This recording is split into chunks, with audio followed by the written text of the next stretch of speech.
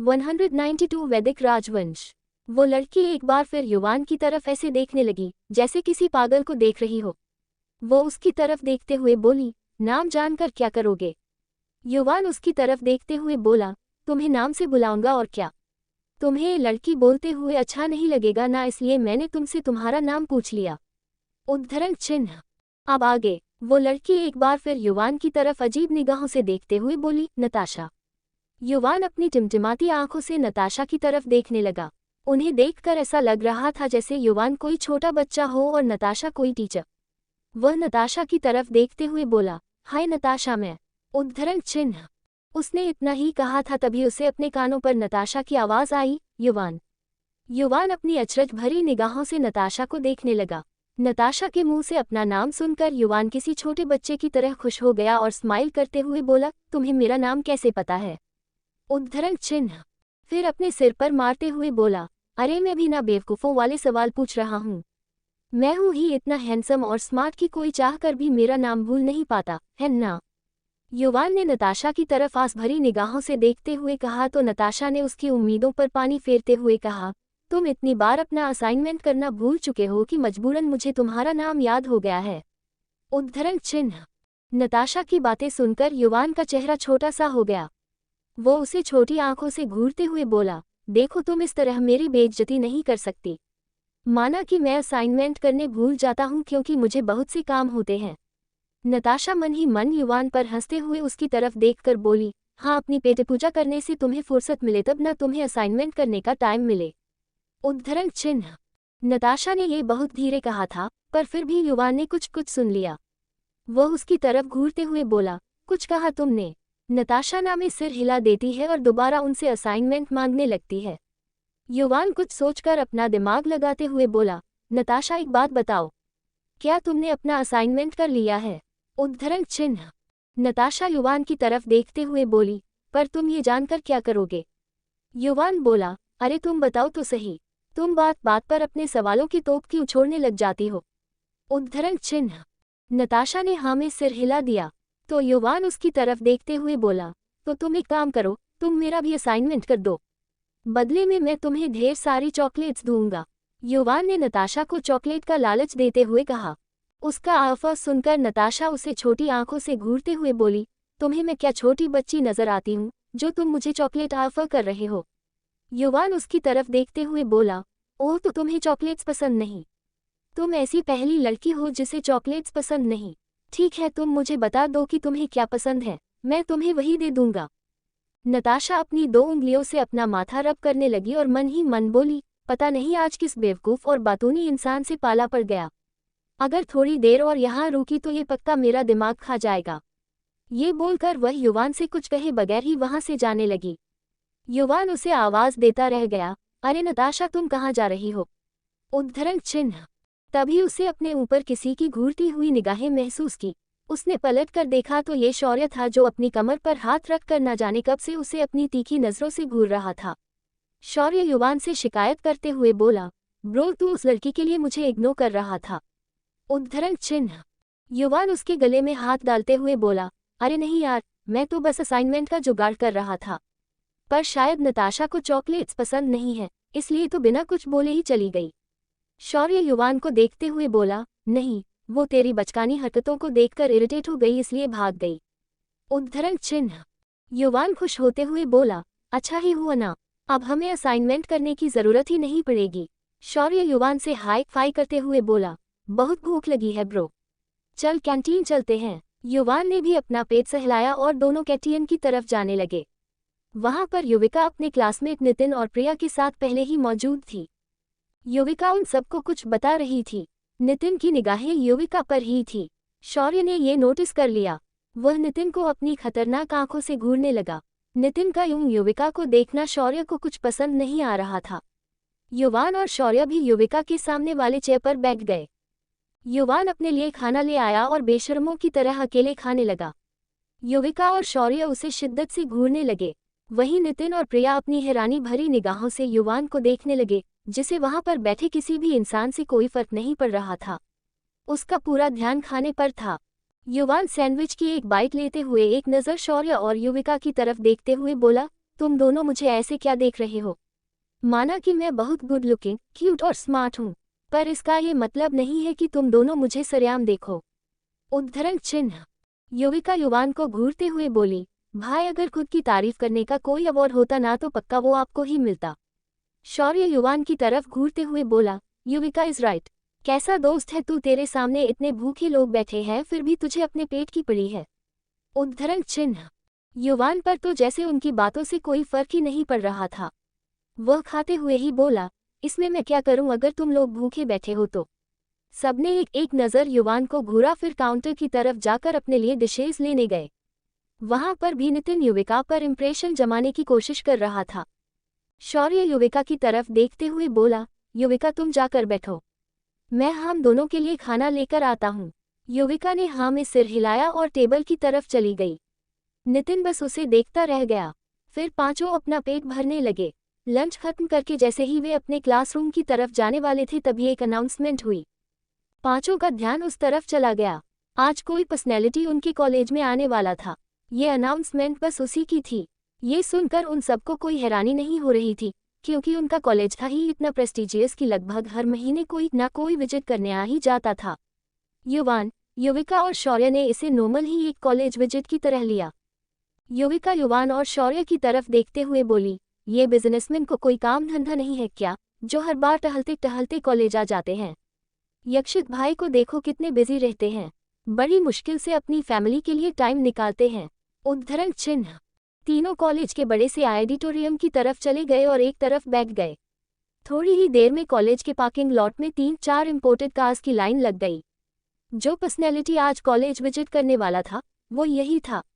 उसके वेलकम के लिए खुद कॉलेज के प्रिंसिपल मिस्टर डिसूजा गए थे। थोड़ी ही देर में वह ऑडिटोरियम के स्टेज पर आ गया। सबकी निगाहें तो जैसे सामने वाले शख्स पर ठहर सी गई। वो ब्लैक और वाइट कलर के 3-पीस सूट के कॉम्बिनेशन में था।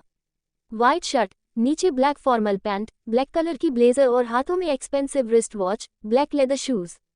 हाइट यही कोई 6 फीट की थी। आंखों में ब्लैक शेड्स चढ़ाए हुए बेहद ही ज्यादा हैंडसम लग रहा था, जैसे कि वो कोई बिजनेसमैन न होकर कोई हॉलीवुड पर्सनैलिटी हो।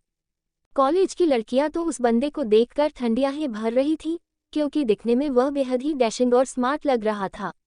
युविका भी एक बार के लिए उस आदमी को देखती रह गई। उस आदमी की उम्र यही कोई 29-30 की लग रही थी। युविका उसकी तरफ देखकर युवान से बोली, भाई ये आदमी कितना हैंडसम है ना। युविका की बातें सुनकर शौर्य उसे छोटी आंखों से घूरते हुए बोला, उतना भी हैंडसम नहीं है कि तुम आंखें फाड़े उसे देख रही हो। उद्धरण चिन्ह। युविका शौर्य की तरफ घूरते हुए बोली, जस्ट शट अप, तुम्हारी आंखें खराब हो गई है तभी तो इतने हैंडसम बंदे को तुम ऐसा बोल रहे हो। उस आदमी के लिए युविका के मुंह से बार बार हैंडसम वर्ड सुनना शौर्य को बहुत इरिटेट कर रहा था, क्योंकि आज तक युविका ने उसे कभी हैंडसम नहीं कहा था। शौर्य भी दिखने में कुछ कम नहीं था, अपने भाई की तरह ही वह भी बेहद ही ज्यादा हैंडसम था। कॉलेज की बहुत सी लड़कियां उस पर मरती थीं। युविका युवान की तरफ देखते हुए बोली, युवान भाई तुम बताओ, ये आदमी हैंडसम है ना। युवान थोड़ी देर तो चुप रहा, फिर बोला, हाँ हैंडसम तो है पर मुझसे ज्यादा नहीं है। युवान की बातें सुनकर युविका और शौर्य ने अपना सिर पीट लिया। लेकिन युवान की बातें गलत भी नहीं थी। वो बस चाइल्डिश हरकतें करता रहता था, इसलिए वो किसी छोटे बच्चे की तरह लगता था, पर दिखने में काफी स्मार्ट और हैंडसम था। बस वह लोगों को पकाने का काम करता रहता था, इसलिए सभी उससे बात करने से बचते थे। युवान, युविका और शौर्य आपस में ही बातें कर रहे थे। तभी उस बंदे का इंट्रोडक्शन हुआ। कॉलेज के वाइस प्रिंसिपल मिस्टर कश्यप उस बंदे का इंट्रो देते हुए बोले, हेलो डियर स्टूडेंट्स, आज हमारे बीच जो शख्स मौजूद है उन्हें किसी भी तरह की इंट्रोडक्शन की कोई ज़रूरत नहीं है। ये खुद में ही एक बड़े ब्रांड हैं। So please give a huge round of clappings for mister वैदिक राजवंश। उद्धरण चिन्ह। ऑडिटोरियम में तालियों की एक गूंज उठ गई, पर उस बंदे की निगाहें तो इतनी भीड़ में किसी को ढूंढ रही थी। लड़कियां तो उस बंदे को देखकर आपस में ही खुसूर फुसूर कर रही थीं। एक लड़की दूसरी लड़की से बोली, यार कितना हैंडसम बंदा है, साथ में बहुत रिच भी है। अगर ये मिल जाए तो मैं इससे शादी ही कर लूं। उद्धरण चिन्ह। दूसरी लड़की बोली, हाँ यार, ये तो बिल्कुल किसी सपनों के राजकुमार की तरह है। ये मिल जाए तो जिंदगी जन्नत ही बन जाए। सभी उस मिस्टर वैदिक राजवंश पर ही नजरें टिकाए हुए थे, पर वैदिक राजवंश की निगाहें तो इस बड़ी सी भीड़ में किसी को बड़े ही गौर से ढूंढने में लगी थी। अचानक उसे वो दिख ही गया जिसके लिए वह यहाँ आया था। उसकी निगाहें युवान, युविका और शौर्य वाली रॉ पर अटक गई। उन्हें नोटिस करते ही वैदिक राजवंश के चेहरे पर डेविल स्माइल आ गई। उसने अपने बगल में खड़े असिस्टेंट को देखकर धीरे से उसके कानों में कुछ कहा। अपने बॉस का ऑर्डर सुनकर उसका असिस्टेंट बोला, आपका काम हो जाएगा बॉस। युवान, युविका और शौर्य तो आपस में ही बातें कर रहे थे। उन्हें इस बात का कोई आइडिया नहीं था कि कोई उन पर नजर रखे हुए है। दूसरी तरफ ओबरॉय ग्रुप ऑफ कंपनीज, विवेक अपने कैबिन में अपनी डेस्क पर बैठा हुआ एक फाइल रीड कर रहा था। उसके चेहरे पर एक कोल्डनेस थी जो उसके लुक को और भी हॉट बना रही थी। उसने अपना ब्लेजर चेयर की क्राउन पर लगा रखा था। स्लीव्स एल्बो तक फोल्ड किए हुए थे और शर्ट के 2 बटन खुले हुए थे। फाइल रीड करने के बाद उसने अपने लैपटॉप से जीविका को देखने लगा। दरअसल जीविका जहां पर काम करती थी उस एरिया की सीसीटीवी फुटेजेस विवेक अपने लैपटॉप पर देख सकता था। जीविका अपना काम कर रही थी। उसका पूरा ध्यान इस वक्त काम में था और वह हमेशा की तरह बेहद ही मासूम लग रही थी। विवेक का ध्यान जीविका की ड्रेस पर गई तो उसके चेहरे पर एक बड़ी सी स्माइल आ गई। उसने आज येलो कलर की एक फ्रॉक ड्रेस पहनी हुई थी जो उसके घुटने से नीचे तक आ रही थी। ओवरऑल इसकी लेंथ अच्छी खासी ही थी क्योंकि जीविका शॉर्ट कपड़ों में कंफर्टेबल नहीं होती थी। नीचे उसने लाइट पिंक कलर की पंप हील पहनी हुई थी। विवेक ने ये लुक खास उसके लिए पसंद किया था और कहा भी था कि वो आज यही पहन कर आए। जीविका ने भी उसकी बात नहीं टाली और वैसी ही ड्रेस अप हुई थी जैसा विवेक को पसंद था। विवेक जीविका को ही निहार रहा था और स्माइल भी कर रहा था। तभी अचानक सामने की फुटेज देखकर विवेक की आंखें सर्द हो गई। जीविका का एक कुलीग उससे बातें कर रहा था, साथ ही उसे निहार भी रहा था। विवेक को ये बर्दाश्त नहीं था कि कोई जीविका की तरफ आंख उठाकर भी देखे और ये लड़का तो उससे हंस हंस कर बात कर रहा था। जलन तो उसे इस बात पर हो रही थी कि जीविका भी उससे नॉर्मली बात कर रही थी। विवेक ने जीविका को कॉल किया। जीविका ने कॉल पिक किया तो सामने से विवेक की सर्द आवाज आई, क्या हो रहा है? विवेक का सवाल सुनकर जीविका थोड़ी कंफ्यूज्ड हो गई। तो सामने से विवेक बोला, इन माई कैबिन राइट नाउ, उद्धरण चिन्ह। ये बोलकर उसने कॉल डिस्कनेक्ट कर दिया। जीविका को कुछ समझ नहीं आया। वो अपने कुलीग को एक्सक्यूज मी बोलकर विवेक के कैबिन की तरफ जाने लगी। वहां पहुंचकर उसने कैबिन के बाहर का बटन प्रेस किया। कैबिन का इलेक्ट्रॉनिक डोर अपने आप खुल गया। जीविका कैबिन के अंदर आ गई। विवेक ने अब तक खुद को नॉर्मल कर लिया था क्योंकि उसे पता था उसकी जीविका नाजुक सी है। अगर वो जरा भी उस पर गुस्सा करने लग जाता तो जीविका की आंखों से मोटे मोटे आंसू बहना शुरू हो जाते थे। इसलिए वह हमेशा कोशिश करता था कि जीविका के सामने कम गुस्सा किया करे। विवेक अपने कैबिन के सोफे पर बैठा हुआ था। विवेक ने रिमोट से कैबिन का डोर लॉक कर दिया। जीविका अपनी टिमटिमाती आंखों से दरवाजे के पास खड़ी होकर विवेक को देख रही थी। ये देखकर विवेक खुद से बोला, आज ऐसे क्या देख रही है मुझे? रोज तो इसके लिए रेडी होकर आता था, तब तो भाव नहीं देती थी। आज जब ऐसे ही आ गया हूं तो मैडम की निगाहें मुझ पर हट नहीं रही है। कुछ ज्यादा ही हैंडसम लग रहा हूं क्या आज? उद्धरण चिन्ह। विवेक ही अपने मन में बोल रहा था। जीविका भी बिल्कुल चुपचाप थी, जैसे कि वह आज विवेक से पहली बार मिल रही हो। विवेक ने कैबिन की चुप्पी तोड़ते हुए कहा, अब खड़ी खड़ी मेरा मुंह ही देखती रहोगी या अंदर आओगी भी? उद्धरण चिन्ह। विवेक की बातें सुनकर जीविका धीरे धीरे उसके पास आने लगी। उसके कछुए वाली चाल को देखकर विवेक के फेस पर एक हल्की स्माइल आ गई। जीविका जैसे ही विवेक के थोड़ा पास आ गई, विवेक ने उसे खींचकर अपनी गोद में बिठा लिया। विवेक की इस हरकत से जीविका थोड़ी शॉक्ड रह गई। वह जीविका की तरफ देखते हुए बोला, बड़ी जल्दी आ गई। जीविका विवेक के शर्ट के बटन से खेलते हुए मासूमियत में बोली, वो सब छोड़िए और ये बताए कि आपने मुझे क्यों बुलाया? विवेक जीविका की कमर पर अपनी पकड़ मजबूत बनाते हुए बोला, तुम्हें देखने का मन हुआ इसलिए। फिर उसे टीस करते हुए बोला, वैसे आज तुम्हारी निगाहें मुझ पर से हट ही नहीं रही थी। क्या बात है, आज कुछ ज्यादा ही हैंडसम लग रहा हूँ क्या? जब 193 केयरिंग हस्बैंड। वह जीविका की तरफ देखते हुए बोला, बड़ी जल्दी आ गई। जीविका विवेक के शर्ट के बटन से खेलते हुए मासूमियत में बोली, वो सब छोड़िए और ये बताए कि आपने मुझे क्यों बुलाया? विवेक जीविका की कमर पर अपनी पकड़ मजबूत बनाते हुए बोला, तुम्हें देखने का मन हुआ इसलिए। फिर उसे टीस करते हुए बोला, वैसे आज तुम्हारी निगाहें मुझ पर से हट ही नहीं रही थी। क्या बात है, आज कुछ ज्यादा ही हैंडसम लग रहा हूँ क्या? अब आगे। ये बोलकर विवेक अपनी गहरी निगाहों से जीविका को देखने लगा। जीविका ने अपनी नजरें उठाकर विवेक की तरफ देखा। उसे उसकी आंखों में एक जुनून नजर आया। जिसे महसूस करके उसने अपनी नजरें झुका ली। जीविका को यूं ब्लश करता देख विवेक उसे टीज करते हुए बोला, बताओ स्वीटहार्ट, क्या मैं तुम्हें हैंडसम नहीं लग रहा? उद्धरण चिन्ह। जीविका ने अपनी नजरें झुकाए हुए ही बोली, हम अच्छे लग रहे हैं। जीविका का जवाब सुनकर विवेक उसे छोटी आंखों से घूरने लगा। फिर उसके चिन्ह को पकड़कर ऊपर करते हुए उसके होठों के बेहद नजदीक आकर बोला, सिर्फ अच्छा लग रहा हूँ जान, तुम्हें तो ठीक से तारीफ करनी भी नहीं आती। उद्धरण चिन्ह। जीविका, जो कि अब तक विवेक की नजदीकियों से ब्लश कर रही थी, वह अचानक विवेक की बातें सुनकर उसकी तरफ घूरने लगी। जीविका का रिएक्शन देखकर विवेक के फेस पर एक स्माइल आ गई। वह विवेक से मुंह फेरते हुए बोली, जाए, मैं आपसे बात नहीं करती। उद्धरण चिन्ह। विवेक जीविका की कमर को सहलाते हुए बोला, हम तो मेरी मासूम सी जीविका को मुंह फुलाना भी आता है। जीविका ने विवेक की बातों पर कोई रिएक्ट नहीं किया। विवेक उसका चेहरा अपनी तरफ करके उसके कानों के पास अपने होंठ ले जाकर बोला, मुंह फुलाना बंद करो जान, वरना मैं मुझे अपने तरीके आजमाने होंगे तुम्हें मनाने के लिए। उद्धरण चिन्ह। जीविका ने फिर भी कोई रिएक्ट नहीं किया। विवेक जीविका को अपनी बाहों में एक झटके में उठा लेता है। ये देखकर जीविका शॉक्ड रह जाती है और विवेक की पकड़ से छूटने के लिए हाथ पैर चलाते हुए उससे छूटने की कोशिश करती है, पर विवेक की पकड़ तो उस पर पहले से ही मजबूत थी। जीविका कसमसाते हुए बोली, छोड़िए मुझे, पर विवेक ने उसकी एक ना सुनी और जीविका को अपनी गोद में उठाकर अपने कैबिन रूम में ही बने अटैच्ड बेडरूम में ले आया और दरवाज़ा अंदर से बंद कर दिया। ये बेडरूम काफ़ी कंफर्टेबल और बड़ा नजर आ रहा था, जहाँ ज़रूरत का सारा सामान रखा हुआ था। इसे देखकर जीविका को थोड़ी हैरानी हो रही थी, क्योंकि बाहर से देखने पर लगता ही नहीं था कि अंदर ऐसा बेडरूम भी होगा।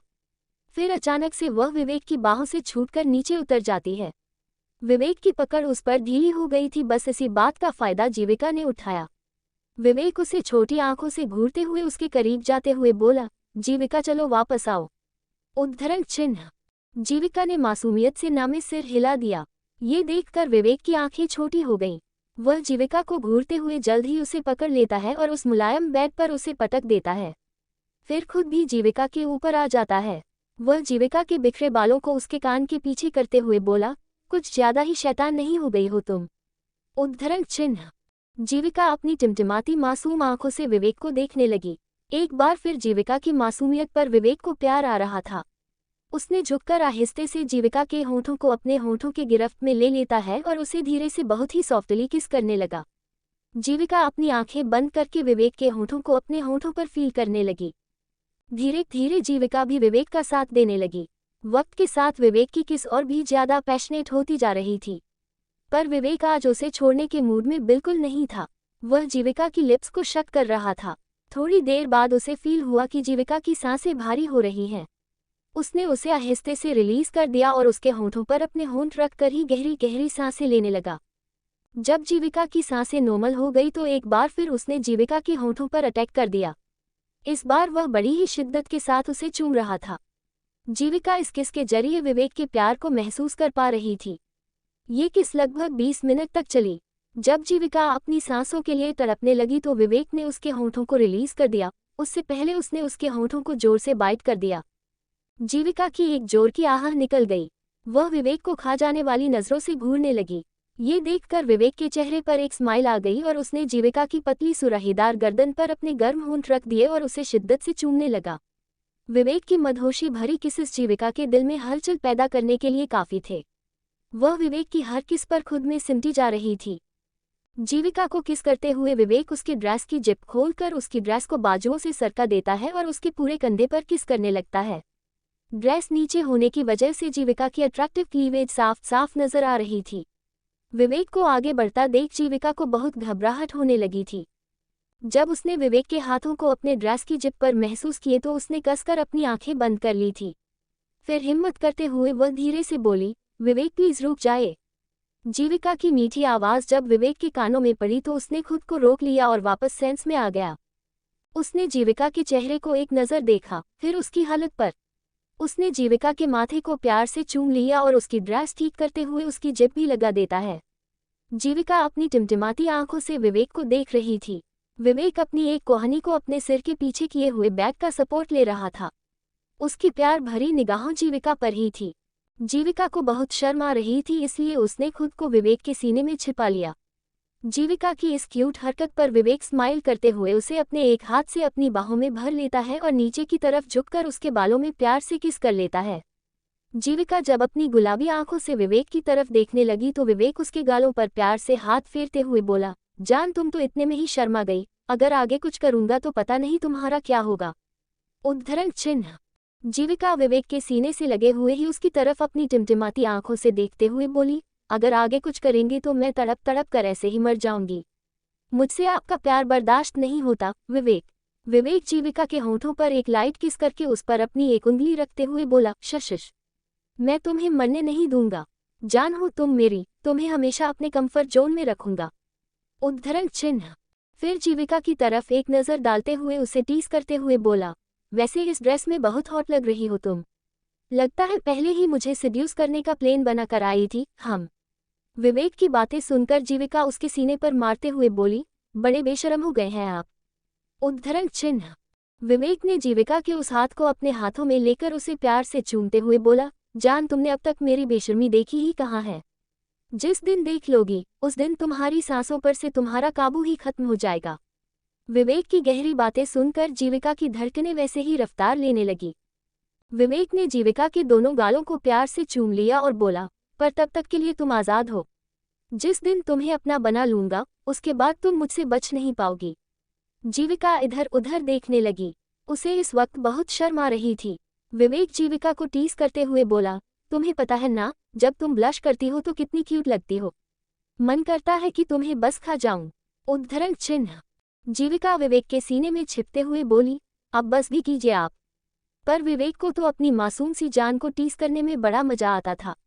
वो उसके बालों पर प्यार से हाथ फेरते हुए कहा, तुमने सुना ना मॉम डैड क्या चाहते हैं, हमें शादी करके जल्द से जल्द उन्हें दादा दादी बनाना है। उद्धरण चिन्ह। विवेक की ये बातें सुनकर जीविका बुरी तरह से शर्मा गई। ऐसा लग रहा था जैसे वह विवेक के सीने में गड्ढा खोदकर खुद को उसमें समा लेगी। विवेक स्माइल करते हुए जीविका की कमर पर अपने दोनों हाथों की पकड़ मजबूत कर लेता है। थोड़ी देर तक जीविका को यूं ही होल्ड करने के बाद विवेक बोला, आज लंच भी करोगी या ऐसे शर्माते शर्माते ही पेट भरने का इरादा है तुम्हारा। उद्धरण चिन्ह। विवेक की बातें सुनकर वह अपनी टिमटिमाती आंखों से उसे देखने लगी। उसे भूख तो बहुत लगी थी क्योंकि आज लेट हो जाने की वजह से उसने थोड़ा सा ही ब्रेकफास्ट किया था। विवेक टाइम को लेकर बेहद पंक्चुअल था। उसे लेट लतीफ़ी करने वाले एम्प्लॉइज या इंटर्न बिल्कुल पसंद नहीं थे, फिर चाहे वह जीविका ही क्यों ना हो। जीविका ये बात जानती थी, इसलिए वह रोज समय पर ही ऑफिस पहुंचती थी, क्योंकि ऑफिस में दोनों का रिलेशन एक बॉस और इंटर्न की तरह था। विवेक उसके बालों को कान के पीछे करते हुए बोला, जाओ जाकर फ्रेश हो जाओ, मैं हमारे लिए लंच ऑर्डर करता हूँ। जीविका ने हाँ में सिर हिलाया और बेडरूम से ही अटैच्ड वॉशरूम में फ्रेश होने चली गई। विवेक ने इंटरकॉम से जीविका और अपने लिए लंच ऑर्डर कर दिया। रजावत इंडस्ट्रीज। अने अपने कैबिन में बैठा हुआ लैपटॉप पर काम कर रहा था। उसने दृष्टि से एक फाइल मंगाई थी। दृष्टि बस वही लेने गई थी। उसने अने को वो फाइल दिया तो अने ने उसे अपने लिए एक ब्लैक कॉफ़ी लाने का ऑर्डर दिया। अने नोटिस कर रहा था कि दृष्टि आज कुछ डाउन सी दिख रही है। इससे पहले कि वह उससे कुछ पूछ पाता, वह पेंट्री की तरफ चली गई और थोड़ी ही देर में अने की कॉफ़ी ले आई। अने ने दृष्टि के हाथों से कॉफ़ी ले ली। दृष्टि कल रात से ही कुछ अजीब सा रिएक्ट कर रही थी। पहली बार उसने काफ़ी टाइम बाद दृष्टि की आंखों में आंसू देखे। दृष्टि उन लड़कियों में से नहीं थी जो बात बात पर आंसू बहाए। दृष्टि को अपनी लाइफ की हर सिचुएशन को अच्छे से टैकल करना आता था, पर फिर भी अगर उसकी आंखों में आंसू थे तो जरूर कोई ऐसी बात होगी जिससे वह बहुत डिस्टर्ब होगी। अने दृष्टि को इस बारे में पूछने ही वाला था कि तभी उसकी निगाहें दृष्टि की ड्रेस पर गई। उसने आज वाइट कलर का वाइड लेग पैंट और ऊपर भी सेम वाइट कलर की टॉप पहनी हुई थी। अने की निगाहें दृष्टि की पैंट पर बने ब्लड के रेड डॉट्स पर पड़ी। दृष्टि को देखकर लग रहा था कि वह इस बारे में बेखबर है। अने ने दृष्टि को बाहर जाने से रोक लिया और अपने पास बुलाया। दृष्टि उसके पास गई और थोड़े लो टोन में बोली, क्या हुआ अने, आपको कुछ चाहिए? मैंने आज की शेड्यूल पहले ही आपको मेल कर दी है। साथ ही जितनी इम्पोर्टेंट फाइल है वो आपकी डेस्क के राइट कोर्नर वाली ड्रॉअर पर रखी हुई है। उद्धरण चिन्ह। अने कॉफी की सिप लेते हुए बोला, मुझे कुछ नहीं चाहिए। दृष्टि सवालिया नजरों से अने को देख रही थी तो अने बोला, Drishti, I think you are having your menstrual cycle. उद्धरण चिन्ह। दृष्टि की निगाहें अचानक अपने कपड़ों पर गई तो उसे ऑलरेडी ब्लीडिंग स्टार्ट हो गई थी। दृष्टि को तो समझ ही नहीं आ रहा था कि वह क्या करे, क्योंकि आज शिवानी भी नहीं आई थी जो उसकी हेल्प कर सके। उसके पास फिलहाल के लिए दूसरी ड्रेस भी मौजूद नहीं थी। वह ये सब सोच ही रही थी कि अनय अपनी चेयर से उठकर दृष्टि के पास आया। अनय ने दृष्टि के माथे को प्यार से चूमते हुए कहा, रिलैक्स। फिर उसने इंटरकॉम से किसी को कुछ लाने का ऑर्डर दिया। 5 मिनट के अंदर एक स्टाफ आकर अनय को कुछ दे गया। अनय उसे दृष्टि को देते हुए बोला, टेक इट, इसमें तुम्हारी जरूरत का सारा सामान है। जाओ, जाकर फ्रेश हो जाओ। उद्धरण चिन्ह। दृष्टि ने एक नज़र अनय की तरफ देखा और वो पेपर बैग लेकर कैबिन से ही अटैच्ड वॉशरूम में चली गई। अंदर जाकर उसने बैग में देखा। अंदर एक अच्छी क्वालिटी वाला सैनिटरी पैड था और एक ड्रेस के साथ बाकी के कपड़े भी मौजूद थे। थोड़ी ही देर में दृष्टि फ्रेश होकर बाहर आ गई। उसने इस वक्त एक रेड ड्रेस पहनी हुई थी जो दृष्टि की बॉडी पर काफ़ी कंफर्टेबल लग रही थी। अनय ने ऑलरेडी दृष्टि के लिए हर्बल टी ऑर्डर कर दिया था जिससे दृष्टि थोड़ी रिलैक्स फील हो सके। अनय ने उसे सोफे पर बैठने का इशारा किया। दृष्टि वहां बैठ गई और चुपचाप वो हर्बल टी पीने लगी। अनय भी उसके बगल में बैठ गया। टी पीने के बाद दृष्टि ने अनय के सीने पर अपना सिर टिका दिया और उसकी कमर के चारों तरफ अपने हाथ लपेट दिए। अनय के फेस पर एक प्यारी सी स्माइल आ गई, क्योंकि दृष्टि और उसका दिन बिना किसी बात पर बहस या नोक झोंक किए बीतता ही नहीं था। पर आज दृष्टि अपनी लड़ाकू अवतार से उलट बहुत ही मासूम लग रही थी। अनय ने झुककर दृष्टि के बालों को प्यार से चूम लिया। फिर उसकी पीठ को सहलाते हुए बोला, आर यू ऑलराइट? अगर कोई प्रॉब्लम हो रही हो तो मुझे बताओ। दृष्टि ने अनय के सीने से लगे हुए ही एक नज़र उसकी तरफ देखा और ना में सिर हिला दिया। पर उसका चेहरा देखकर अनय को फील हो रहा था कि दृष्टि तकलीफ में है। वह उसके गालों को अपने हाथों में भरकर उसकी तरफ देखते हुए बोला, अगर ज़्यादा प्रॉब्लम हो रही हो तो तुम घर चली जाओ। ड्राइवर तुम्हें छोड़ देगा, फिर घर पर ही रेस्ट कर लेना। दृष्टि ने ना में सिर हिला दिया और कहा, नहीं, मुझे आपके पास रहना है। उद्धरण चिन्ह। अनय ने भी कुछ नहीं कहा और दृष्टि को अपनी बाहों में उठाकर कैबिन से ही अटैच्ड बेडरूम में ले गया और उसे आराम से बेड पर लेटा दिया। फिर उसे मुलायम ब्लैंकेट से कवर करके उसके माथे को चूम कर जैसे ही वहां से जाने को हुआ, दृष्टि ने उसका हाथ पकड़कर उसे रोक लिया और बोली, मुझे थोड़ी देर आपकी बाहों में सोना है। उद्धरण चिन्ह। अनय दृष्टि के पास आकर उसके बगल में लेट गया और दृष्टि को अपनी बाहों में भरकर उसके पीठ को प्यार से सहलाने लगा।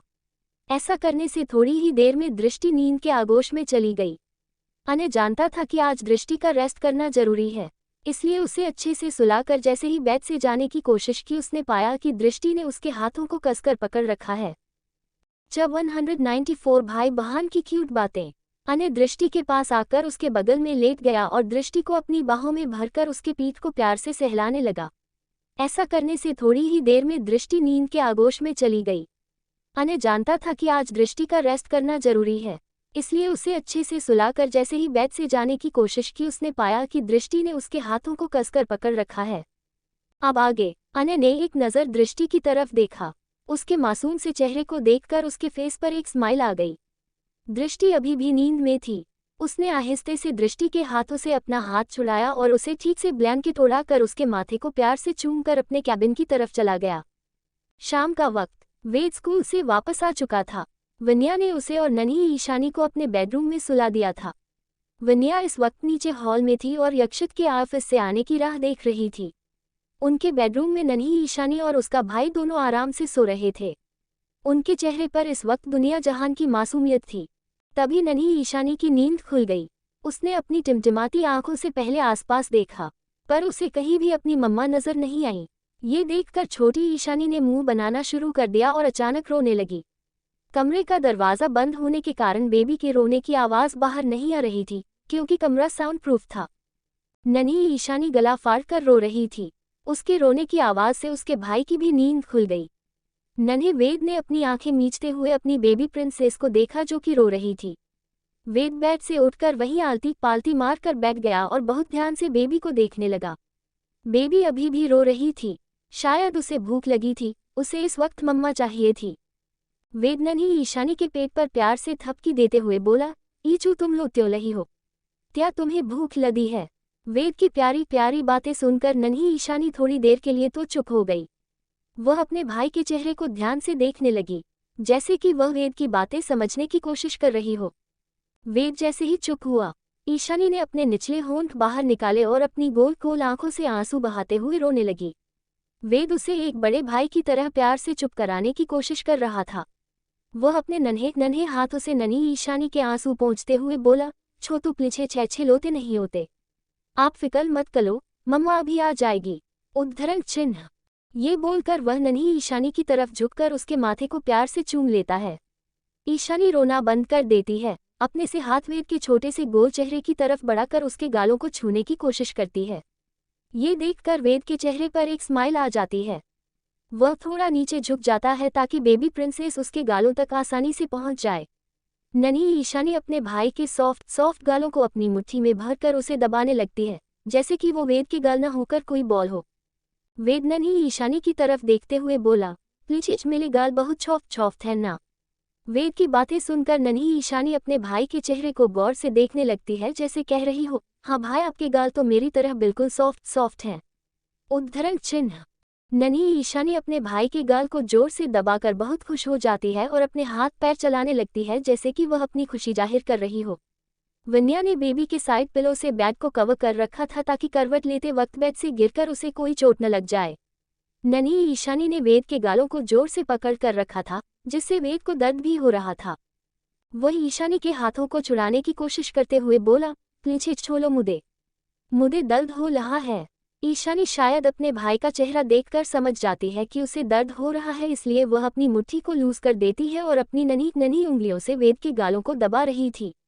ऐसा लग रहा था जैसे इस नन्ही शैतान को अपने भाई के गाल कुछ ज्यादा ही पसंद आ गए थे। दोनों भाई बहन बेड पर एक दूसरे के साथ खेलने में लगे थे। वेद ने बेबी प्रिंसेस का ध्यान मम्मा से हटा दिया था, जिससे वह अपने भाई के साथ आराम से खेल रही थी। वहीं यक्षित और वन्या काफी देर से दरवाजे के पास खड़े होकर अपने नन्हे नन्हे बच्चों को साथ में खेलते हुए देख रहे थे। दोनों के फेस पर एक सुकून भरी स्माइल थी। यक्षित की ऑफिस की सारी थकान अपने मासूम शैतानों की खिलखिलाहट भरी हंसी सुनकर गायब हो चुकी थी। दोनों बच्चों के पास गए। बेबी प्रिंसेस, जो अब तक अपने भाई के साथ खेलने में लगी हुई थी, वो अचानक अपने मम्मा और डैडी को देखकर अपना मुंह बनाकर रोना शुरू कर देती है, जैसे कि वह शिकायत कर रही हो, मम्मा आप कहाँ चली गई थी? मुझे बहुत भूख लगी थी। मैं आपसे बहुत नाराज हूँ। उद्धरण चिन्ह। वही प्यारा वेद अपनी आंखें फाड़े अपनी नन्ही ड्रामा क्वीन को देख रहा था, जो अभी तो उसके साथ अच्छे से खेल रही थी, पर मम्मा को देखकर फिर से रो रही थी। वन्या जल्दी से बेबी को अपनी गोद में ले लेती है और उसे चुप कराते हुए बोली, क्या हो गया मेरी लिटिल प्रिंसेस को? क्या हो गया बेटा? अभी तो आप भाई के साथ प्यार से खेल रहे थे। हम। उद्धरण चिन्ह। नन्ही ईशानी रोते हुए अपनी मम्मा के सीने में खुद को छिपाने की कोशिश करती है, जैसे कि वह कह रही हो, मम्मा मुझे ये चाहिए। वेद भी अब तक बेड से उठकर नीचे आकर अपने डैडी के पैरों से लिपट चुका था। यक्षित ने नन्हे वेद को अपनी गोद में उठा लिया। वन्या अपनी नन्ही शैतान की तरफ देखते हुए बोली, तो मेरी प्रिंसेस को भूख लगी है। हम। अपनी मम्मा की आवाज़ सुनकर नन्ही ईशानी झट से अपना चेहरा अपनी मम्मा के सीने से निकालती है और अपनी टिमटिमाती आंखों से उसे देखने लगती है। अपनी नन्ही प्रिंसेस की ऐसी हरकतें देखकर यक्षित और वन्या खुद को स्माइल करने से रोक नहीं पाते। वन्या यक्षित की तरफ देखते हुए बोली, आप जाए और जाकर फ्रेश हो जाए, तब तक मैं आपकी शैतान बेटी को फीड करा देती हूँ। यक्षित हंसते हुए हाँ में सिर हिला देता है। वहीं नन्ही ईशानी अपनी मम्मा की तरफ देखते हुए ना में अपना सिर हिलाने लगी, जैसे कह रही हो, नो मम्मा, मैं डैडी की अच्छी बेटी हूँ, शैतान बेटी नहीं। उद्धरण चिन्ह। वन्या नन्ही ईशानी के गाल खींचते हुए स्माइल करके बोली, हाँ मम्मा को पता है बेटा, आप शैतान हो या नहीं। वन्या बेबी को गोद में लेकर बेड पर आराम से बैठ जाती है और नन्ही ईशानी को फीडिंग कराने लगती। वही वेद अपनी मम्मा और नन्ही प्रिंसेस के पास बैठकर लिटिल प्रिंसेस की छोटी छोटी उंगलियों से खेलने लगा। नन्ही ईशानी का एक हाथ अपनी मम्मा की ब्रेस्ट पर था और दूसरे हाथ की उंगलियों से वेद खेल रहा था। तभी यक्षित भी फ्रेश होकर बाहर आ जाता है। बेड का नज़ारा देख उसके चेहरे पर एक प्यारी सी स्माइल आ जाती है।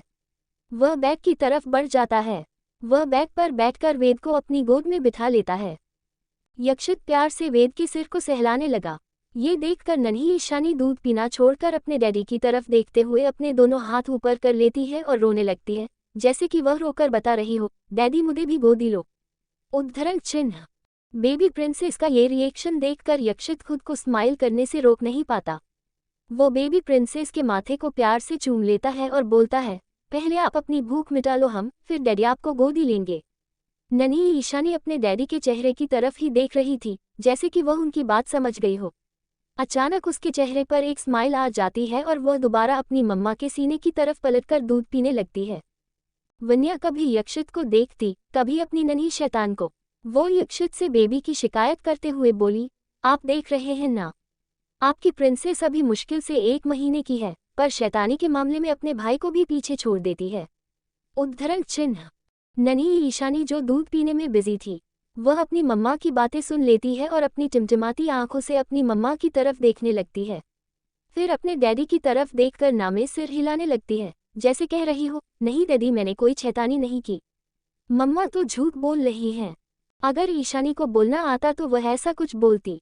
वन्या ईशानी के गालों को हल्का सा पींच कर देती है, जिससे उसके गालों की रंगत और गुलाबी हो जाती है। वह दोबारा दूध पीने लगती है और अपनी मम्मा की तरफ देखकर स्माइल भी कर रही थी। वन्या नीचे झुककर अपनी नन्ही शैतान के माथे को प्यार से चूम लेती है। 5 मिनट बाद नन्ही ईशानी का पेट भर जाता है, इसलिए वह अपनी मम्मा के सीने से दूर हो जाती है। वह अपने डैडी और भाई की तरफ देखने लगती है। तभी वन्या की निगाहें वेद के गाल की तरफ चली जाती है, जिस पर छोटे छोटे उंगलियों के निशान थे। वन्या फिक्र भरी निगाहों से वेद के गालों को छूते हुए बोली, बेटा, ये आपके गाल को क्या हो गया? उद्धरण चिन्ह। वेद अपनी मम्मा की तरफ देखते हुए बोला, कुछ नहीं मम्मा, वो बेबी प्लीछेच मेरे साथ खेलना चाहती थी, इसलिए वो मेरे गाल खींच रही थी। वेद की बातें सुनकर वन्या एक नज़र घूर कर नन्ही ईशानी को देखती है और उस पर झूठ मूठ का गुस्सा करते हुए बोली, बहुत शैतान हो गए हो ना आप। वो आपका बड़ा भाई है ना, क्यों खींचा आपने अपने भाई का गाल? उद्धरण चिन्ह। नन्ही ईशानी अपने डैडी की तरफ दोनों हाथ हवा में करके फिर से रोने लगती है। वन्या हैरानी से अपनी नन्ही प्रिंसेस को देखती है। यक्षित बेबी प्रिंसेस को अपनी गोद में ले लेता है और उसे चुप कराते हुए बोला, क्या हो गया मेरी लिटिल प्रिंसेस को? बेटा, मम्मा ने डांट लगाए इसलिए आप रो रहे हो। उद्धरण चिन्ह। नन्ही ईशानी झट से अपने डैडी के सीने में छिपने की कोशिश करती है।